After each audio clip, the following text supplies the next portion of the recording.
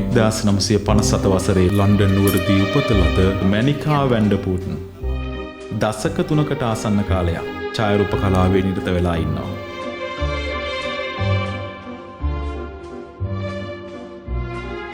එංගලන්තයේ John Cass school of arts හා Westminster විශ්වවිද්‍යාලයෙන්ද ඡායාරූපකරණය පිළිබඳව වැඩිදුරටත් හැදෑරූ මැනිකා ලංකාවේ වාෆා කලා ආයතනයේ ඡායාරූප ඉගැන්වීම් කටයුතු කරලා තියෙනවා.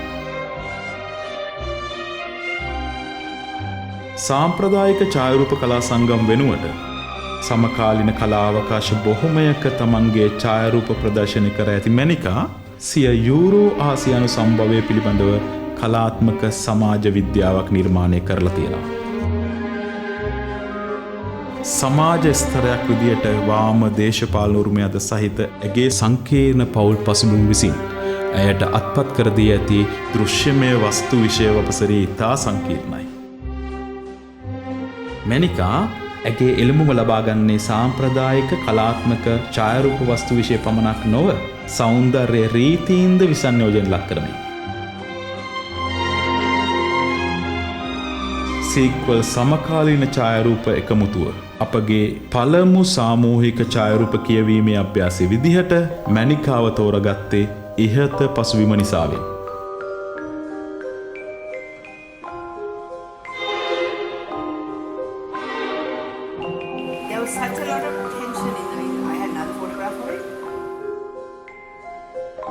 මැනිකාගේ මානව විද්‍යාත්මක ඡායාරූප කියන්නේ ලංකාවේ විකල්ප ඉතිහාසයක් පිළිබඳව වඩා නිදහස් සෞන්දර්යාත්මක ප්‍රකාශනයක් කියලා සීක්වල් එකමුතුව විශ්වාස කරනවා. අපි මැනිකාගේ කලාත්මක ජීවිතය හරහා ලංකාවට එබිල බලමු.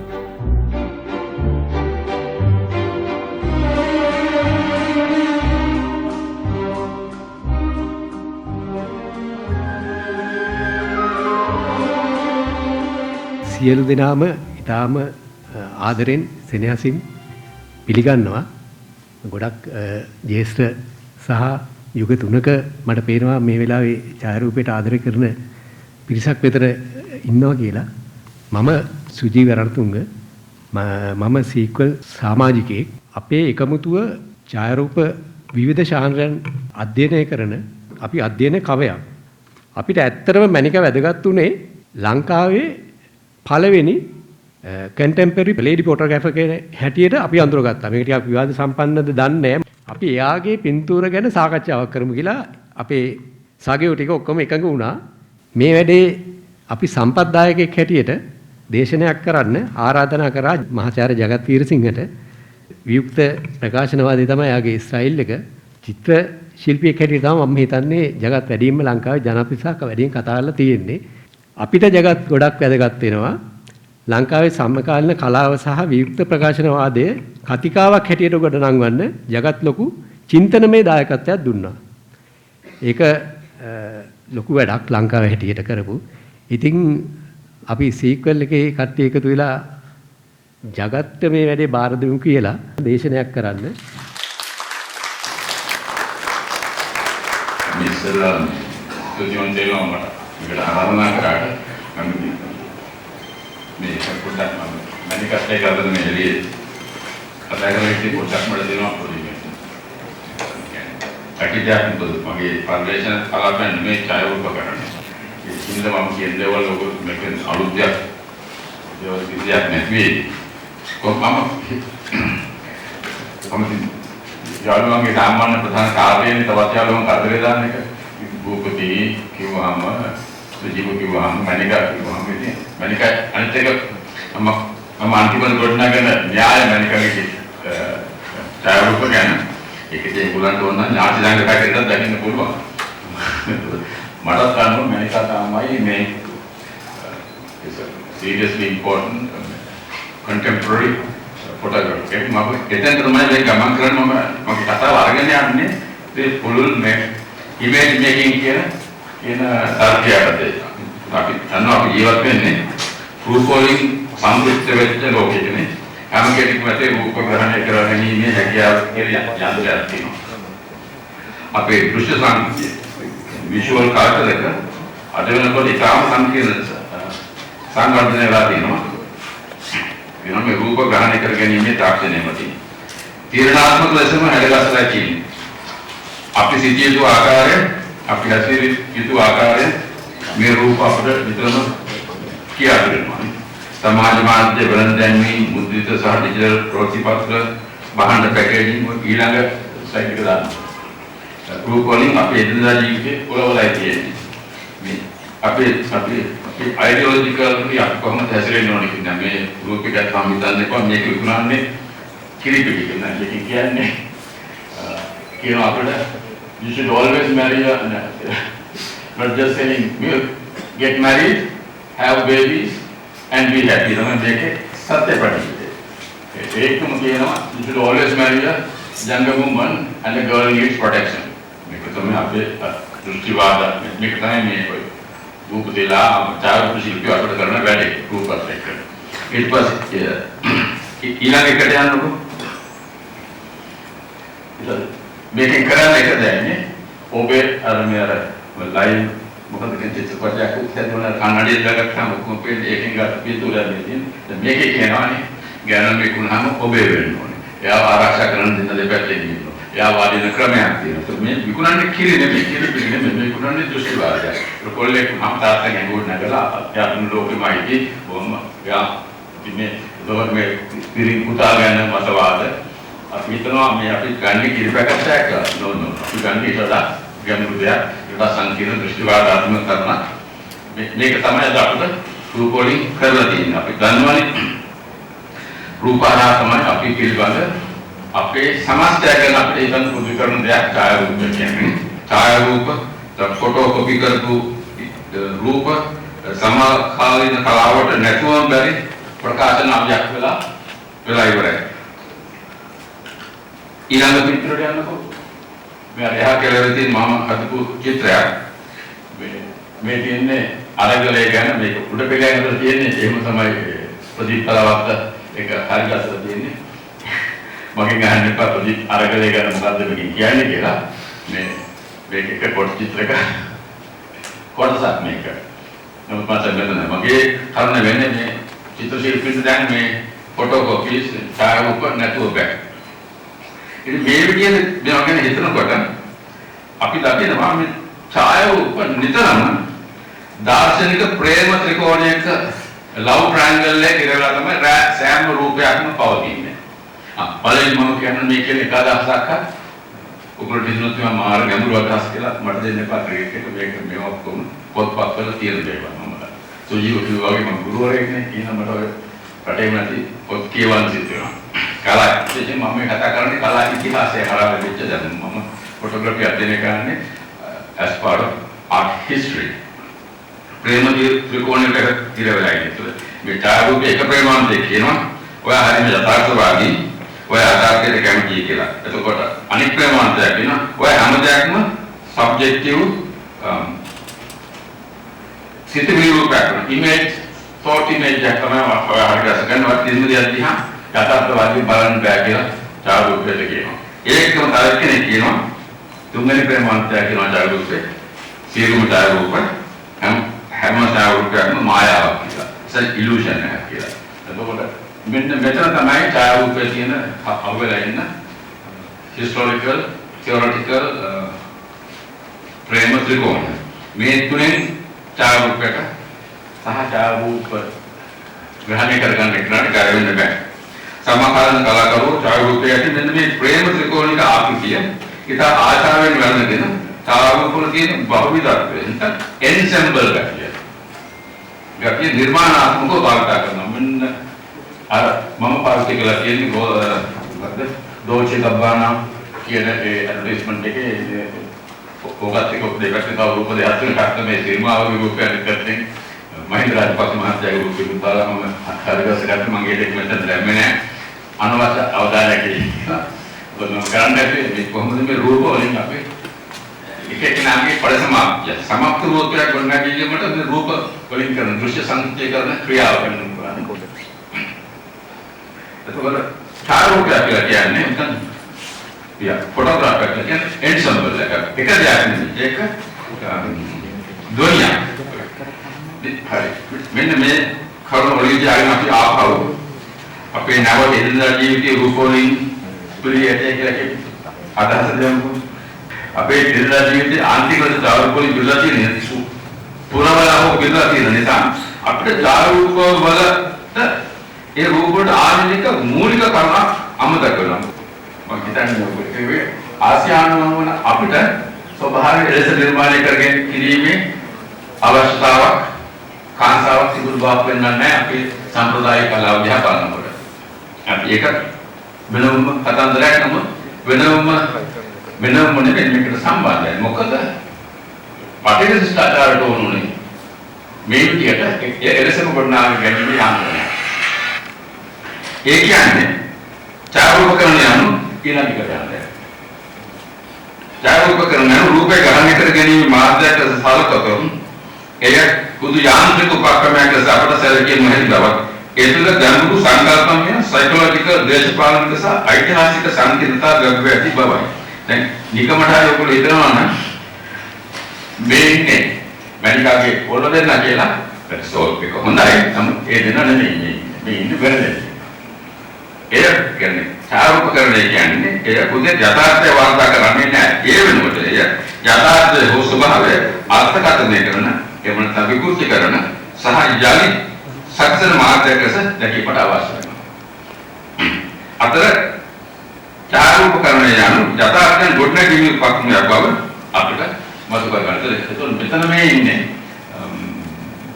මැනිකාගේ පුදු දෙන්න විදිය. ඇත්ත නමුත් මේ ඉන්නේ මැනිකා විසින් චාරූපකරණය හරහා සංස්කරණය කර ගොඩනගන යථාර්ථය ගොඩ දෙන්න පිළිබඳව. මොකද චාරූප කලාවේ ඉතිහාසය සහ න්‍යාය මෙන්න මේ විදිහට බලනකොට දැන් මම කිව්වොත් මේක සහ මේකට එන්න වෙනවා. මේක හිතනකොට අපි දකින දෙයක් තමයි චාරූප කලාවේ ඉතිහාසය සහ න්‍යාය විශාල ගැටුම් සහිත කලාපයක් ලෙස ස්වරූපණය වෙනවා. මේ චාරූපකරණය ගැන මෙහෙම ප්‍රකාශයක් කරනවා. මම කියුවා මේ ඉන්නේ මැනිකාගේ පුතු දෙන්නා වුණාට ඒක එහෙම හිතන්න එපා. ඒක වෙන විදිහට මේක ඇවිල්ලා මැනිකා විසින් ගොඩනගන ලදී යථාර්ථයක් කියලා කිව්වා. එයා ඉතින් සකසන ලද විකෘති කරන ලද වඩේන කරන ලද යථාර්ථයක් මිස මේ ඉන්නේ මේකේ පිටපවතින යථාර්ථයක් නෙමෙයි කිව්වා. මෙන්න මේ ගැටුම් ඉතිහාසයේ තියෙනවා අර මම කිව්වා ප්‍රේමසිරි කෝඩ් තියෙන මූලික තර්ක දෙක. එකක් තමයි ආර්ථිකවාදී තර්ක වලින් එනම් සංරචනය, ටෙක්නික් සහ සෞන්දර්යීකරණ පිළිබඳ තර්ක. අනිත් පැයෙන් චාරූපකරණයේ සහ චාරූප ශිල්පයේ සම්දර්භයේ පෞද්ගලික කතාවල් නැගීමේ දේශපාලන සම්දර්භයේ අර්ථයන්ගේ අවනිශ්චිතභාවය කියලා කියන කරුණ තමයි එක පාඩයක් කියන්නේ. දෙක චාරූප කලාවේ ඉතිහාසය කටිකාලයේ ඉතිහාසය බලුවම මේක මූලික ගුරුකුල අණ්ඩායම් දෙකක් දෙපැත්තට බෙදලා එක පැත්තට මේක ෆෝමලිස්ට් ඇස්පෝර්ට්. ඒගොල්ලෝ බලන්නේ ලයිටිං ලෙවල් එක කොහොමද, කොම්පොසිෂන් කොහොමද, ඕක සහ සෞන්දර්ය පැත්තට. තවකට කතා කරනවා නේ. ඕකේ තමයි චාරූපකරණය සහ චාරූප ශිල්පයේ සම්දර්භය. මැනිකා ඇයි මේක මේ අවස්ථාවේදී චිත්‍ර දරුවෙන්ව ග්‍රහණය කරගන්න හිතුවේ නිසා ඇයි නම් දරුවෙන්ව මේ වයසේදී ඇයි මේක සමාජයේ ඉස්පත් කරන්නේ තමන්ගේ ආර්ට් ෆොටෝග්‍රැෆි හැටියට. මේකත් තියෙන කමෙන් එයාගේ පෞද්ගලික කතාවක් නැගීමේ ආශාවකමක්. මොකද මෙයා මැනිකට තියෙන ආශාව දරුවෙන් පිළිබඳ මේ විදියට කතාවක් ගොඩනගන්න. මේකේ දේශපාලන සම්බන්ධකමක්. අර්ථයන්ට මේකට අර්ථ පුළුවන් නිශ්චිත අර්ථයක් දෙන්න. මෙන්න මේ අර්ථයන්ගේ තියෙන අවිනිශ්චිතභාවය. යා හදනවා නම් මෙතන ස්ථාවර කරන්නේ ඇයි එහෙම අවස්ථාවක් කියන්නේ මෙන්න මෙවැනි කරුණු හරහා චාරූප අගය කිරීම. ඒවා සමග සම්බන්ධ වීම තමයි අනිත් ගුරුකුලය. කිසියම් දෙයක අර්ථය නිතරම සංස්කෘතික සහ ආයතනික සංදර්භ වලින් තීරණය වෙනවා කියලා. ඒකවල මට මතක හැටියට මම මේක තීර්ථක සංවිධානය කරපු ප්‍රදර්ශනය කරමයි තිබ්බේ. තීර්ථක කියලා කියන්නේ සමකාලීන කලාකරුවන්ගේ එකතුවක්. එතකොට ඊට අවුරුදු 20 ඉස්සරහනේ 20ක් විතර තියෙනවා. කොහොමද කෑන කාලේ 20 මේ සියවන මුලාදී. එතකොට ආයතනික ඉතිහාසයක් ඇතුලේ තමයි මේ දේ සිද්ධ වෙන්නේ. තීර්ථක ආයතන ඇතුලේ ඒ ආයතනයේ විතරන සංවිධානයක තමයි මම මේ දේ පෙන්වන්න මේ වෙන ජාගරූක පෙන්වන්න ඉදිරිපත් කරන්නේ. කොයි විදිහේ ආයතනික ඉතිහාසයක් විසින්ද මේකේ අර්ථය නිෂ්පාදනය කරන්නේ. දෙවෙනි එක තමයි මේ විචාරශීලී ක්‍රිටිකල් මොඩර්නිස්ට් පෝස්ට් මොඩර්නිස්ට් අපිට හේතු ගන්න තියෙනවා. එම කතිකාව ක්‍රිටිකල් පෝස්ට් මොඩර්නිස්ට් කතිකාව කියා සිටියා දේශපාලනික සහ සයිකොලොජිකල් විෂය ගොඩනැගීමට චාරූපමය ප්‍රතිනිෂ්පාදනයේ ඵලයක් කියලා මම පොඩ්ඩක් විස්තර කරන්න. නූතන මනසක් කෙනෙක් කියනවා. නැත්නම් නූතන විෂය නිෂ්පාදනය කිරීමේ ප්‍රධානම කාර්ය කරේ චාරූප කියලා කියන්නේ ඉමේජ් කියලා කියන්නේ. මේක මම විස්තර කරන්න පුළුවන් අපිට සමීප දෙයකින් අපේ ජාතිකත්වයේ සිටීමේ නැතින සමස්තය නැත්නම් අපේ නැෂනල් ඉමේජිනරි කොගොඩ්නැගීම ඉමේජිනේෂන් ඉමේජිනරි ලාංකේය සිංහල බෞද්ධ ලාංකේය ජාතිකත්වයේ සමස්තයක් ඇතුළත සිටීමේ මූලික කාර්ය කරේ අධිරාජ්‍යවාදීතාවයේදී ගොඩනගපු පුරා විද්‍යාව පිළිබඳ ඡායාරූපණය. මේක කොයිතරම් ප්‍රබල වුණාද කියලා කියනවා නම් උදාසමේ සිස්ටම් වලදී එම්සාරිස් මහත්තයා හදපු සියලුම ජනප්‍රිය පන්සල් වල අතීතය ගැන හදපු චිත්‍ර ඔක්කොම ඔගොල්ලෝ ගියොත් එමෙ චිත්‍රකාරයාට අශෝකාරාමයේ සයිසිපත්නාරාමයේ එයාගේ පන්සල් හරියම වර්ණවත් බොහොමයක් පන්සල් ඔක්කොම පන්සල් නමුත් එයා ඒ වර්ණවත් ලෝකයේ තුල එක්තරා පින්තූර වයක් විතර සීපියා වර්ණයෙන් එහෙම නැත්නම් black and white පින්තූර දෙන ගොඩක් වෙලා හැමතිස්සෙම බතුනේ නම් 90ක අවස්ථාව නම් අන්න එහෙම සීපියා ස්පෙන්නුවේ ලංකාවේ පෞරාණික ස්ථාන ටික පමණයි. මේ තමයි චාරූප කලාවකින් ලංකාවේ මේ නැෂනල් ඉමේජිනරි එක ගොඩනැගීමට උදව් කරපු ආකාරය. එතකොට මේ පෝස්ට් මොඩර්න් ක්‍රිටිකල් පෝස්ට් මොඩර්නිස්ට් අපිට කියනවා දේශපාලනික සහ සයිකොලොජිකල් විෂය ගොඩනැගීමට චාරූපමය ෆොටෝග්‍රැෆික් රිප්‍රසන්ටේෂන් වල ප්‍රතිඵලයක් කියලා. තුන්වෙනි අදහස තමයි මේකට ඒකාව මේ මතිලා තුන්වෙනි අදහස තමයි මෙන්න මේක සම්හට සීක්වල් කට් එකක වේදන්නේ ෆොටෝග්‍රැෆි කියලා ස්ථාවර කරනවාද වෙනම කලාපයක් නැහැ කියලා. මම මෙන්න මේක තමයි ඒගොල්ලෝ ගෙන ආපු ටිකක් ෆොටෝග්‍රැෆි කියලා වෙනම කලාපයක් වෙන් කරගන්න බෑ කියලා. මෙන්න මේක විශ්වවිද්‍යාලයේ අග මත වුණු කරපියක්. චාරූප ගැනීමේ යන ඊළඟ චිත්‍රය චාරූප ගැනීම විශේෂයෙන් අග මත වුණු කරපියක්. චාරූප ගැනීමේ යාන්ත්‍රික ක්‍රියාව මගින් ග්‍රහණය කරගත් චාරූප ගැනීමේ යාන්ත්‍රික ක්‍රියාව මගින් ග්‍රහණය කරගත් චාරූප කලාවේ පිටපවතින කලාවන් විසින් ග්‍රහණය කරගන්න පටන් ගන්නවා. මේක පළවෙනි ඉන්නේ සින්දිසම. එම්බර්කාම් මේජ කොහොමද කියන්නේ ෆොටෝග්‍රැෆර් කෙනෙක් කියලා කියන්නේ නැහැ. She's an artist. මම ඉන්නේ අනෝලි කරලා. ගෙට් එක. මේ ඉන්නේ පුෂ්පමාලා. ඒත් මේගොල්ලෝ දියානක් ෆොටෝග්‍රැෆර්ස්. මේගොල්ලෝ චාරුපිෂිත් කිසි මේගොල්ලෝ චිත්‍ර ශිල්පී. ඒතකොට දැන් ෆොටෝග්‍රැෆර් මොකද උනේ? මේක තමයි මේ පෝස්ට් මොඩර්නිස්ට් ක්‍රිටිසිසම් මේ ක්‍රිටිකල් පෝස්ට් මොඩර්නිසම් අපිට කියන්නේ ෆොටෝග්‍රැෆි කියලා කලාපයක් එහෙම දැන් වෙන් කරගන්න බෑ කියලා. මේක කියන මේ ඔක්කොම ස්ටේජ් කරලා ගත්ත පින්තූර අපි උත්තර කවුන්ට් පස්සේ. එතකොට මේවට අපල ඡායාරූප කියනවාද? මේවා චිත්‍ර ප්‍රදර්ශන වලට යන්නේ ඡායාරූප හැටියට නෙමෙයි. ඒක කියන ෆොටෝ පර්ෆෝමන්ස් කියලා අතල්ලා කරගස්ස කරනවා. මේ පර්ෆෝමන්ස් ආර්ට් වල ප්‍රතිඵලයක් ඇති කරනවා. කොහොම හරි ඒක සීක්වල් එකේ අයට තියෙන අභියෝගයක්. මේගොල්ලන් මොනවද කරන්නේ කියලා.